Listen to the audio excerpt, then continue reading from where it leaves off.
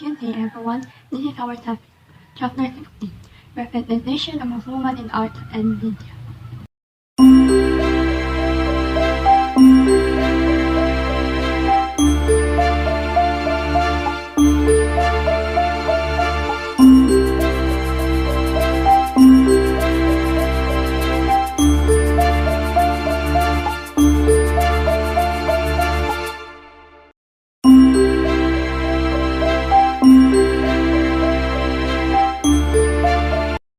The beginning of a female objectification. The idea of a woman representation started with a woman's role in Western arts, become the muse or subject of versus art form.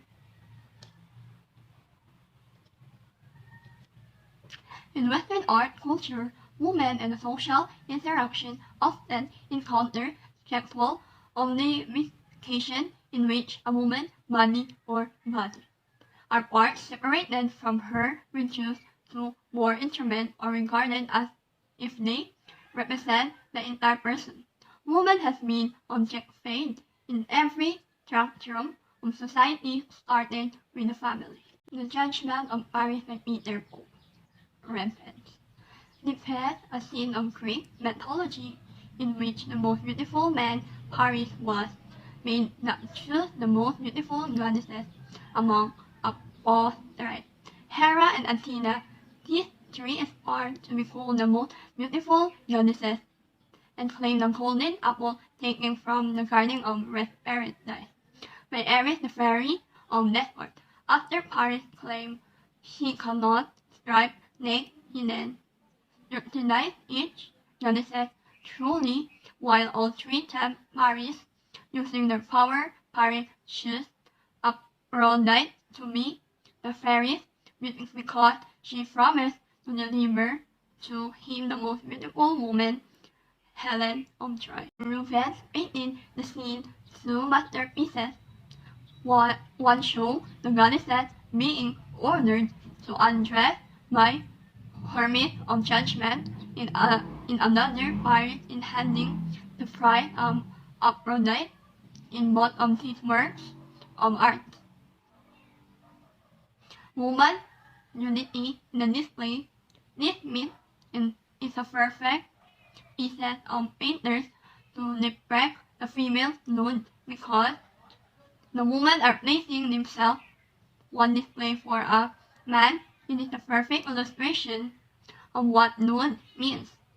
According to architect John Peter Berger, the difference between nudity and nakedness in that one is unclothed and being with oneself.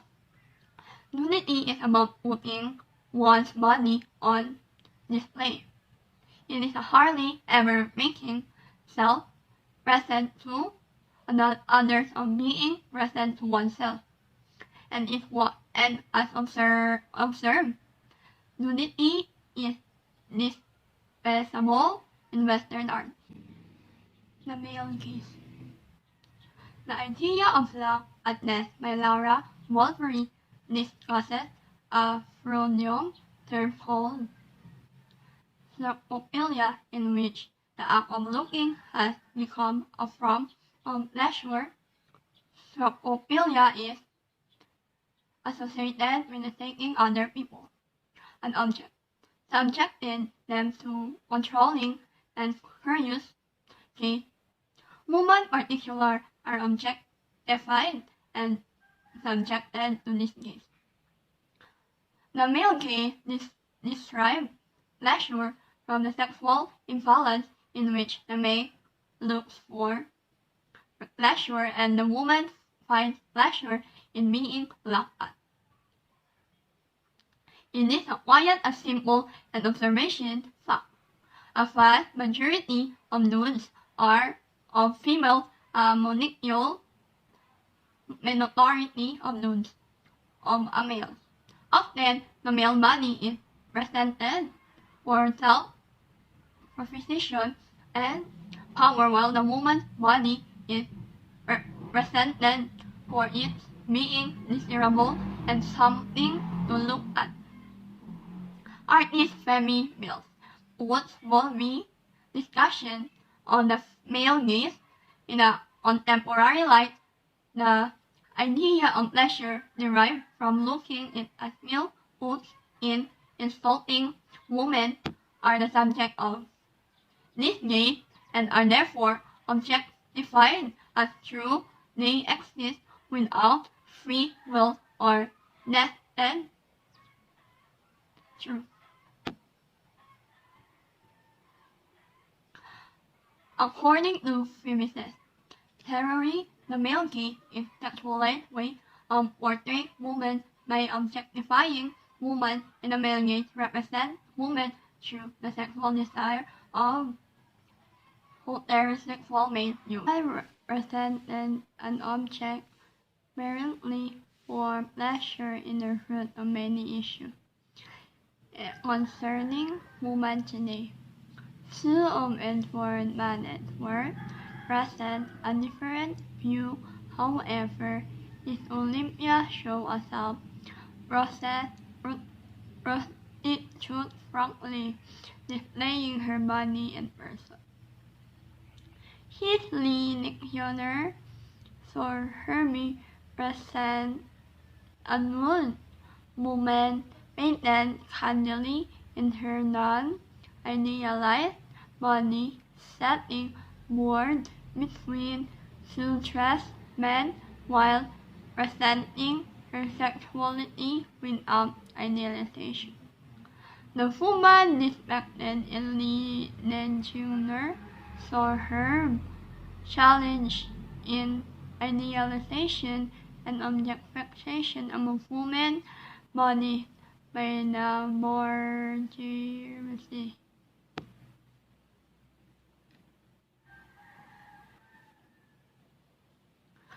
According to a feminist theory, the male gaze in a sexualized way of portraying women by objectifying women.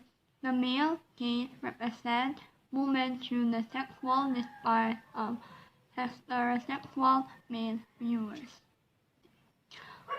Women are often presented as sex objects in advertisements, cars, alcohol, beverages, cigarettes, vacation, sport, and sport picture women in some degree of undress. If women are not being made according to certain products, they are made target for numerous commercials. Despite the fact that this role may be input by men, it does not only augment product service advertisement, but also make the product look exceptional, glamorous, and lessen the attract attention of the populace more importantly, it was patronizing that particular product or service. Film industry. Many studies about Hollywood and gender show that the film industry is dominated by men. Male directors, writers, and producers make movies whose leading characters are men and whose stories are the interest men. So, a vast majority of movies are about spies and cops, political intrigue in the realms of business and politics, and historical dramas and disasters where men are shown as the driver of action. Men save the day of bind resolution. So, movies are directed by men, about men, and receive significantly larger marketing budget to the direct correlation between marketing budgets and movie sales. The reason for most movies having men as leading protagonists and being based on the stories of men is because these themes are the proven ticket sellers. However, another related finding asserts that movies directed by men about men receive significantly larger marketing budgets.